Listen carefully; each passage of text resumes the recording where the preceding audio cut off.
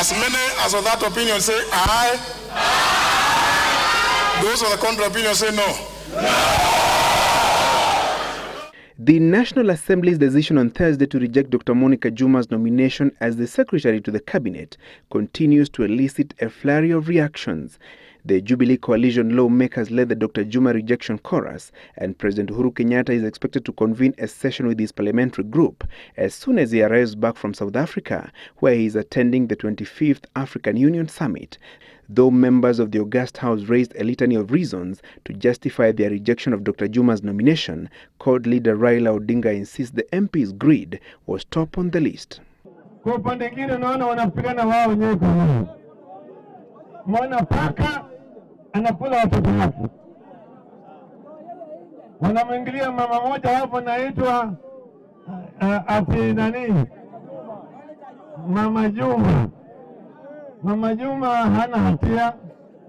Ati aliandika barua kwa majubilii wa bunge ati msizoee kuja hapa kwa ofisi yangu ati mnatafuta pesa ya bure. Mnakwenda pale pia kifua.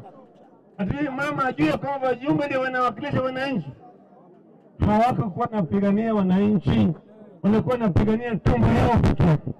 Wengi walikuwa wanasema bunge ni rubber stamp na bunge haifanyi kazi. Sasa bunge ikifanya kazi wanasema oh, you are not doing your job, oh, you are just biased. I think they are wrong. Na ameshakataa, huwezi kutuona, sasa tutampatia hiyo kazi namna gani?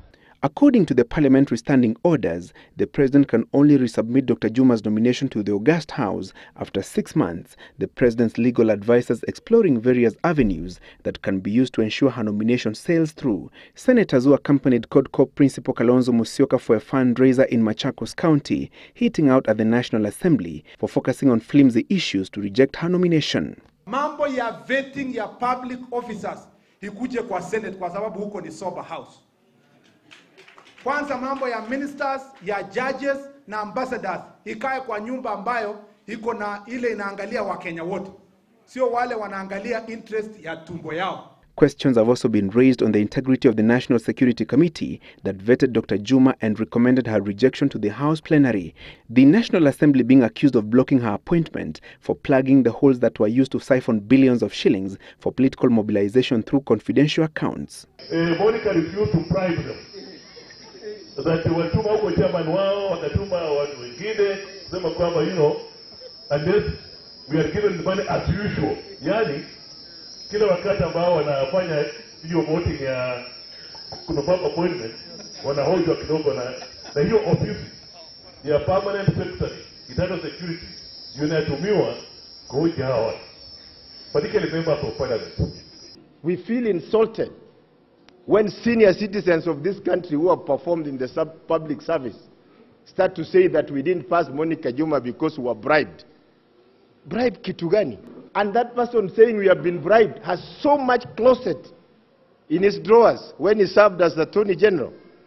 If he dares to provoke us, we'll tell him. Former Inspector General of Police David Kimayo, weighing in on the Dr. Juma nomination friction, Kimayo in a statement urged the National Security Committee chaired by Tiati Member of Parliament Asman Kamama to recall its recommendation to the House, even as he claimed to have a dossier on greed and self-interest by some members of the committee that could have led to Dr. Juma's rejection, the Council of Governors also wading into the row.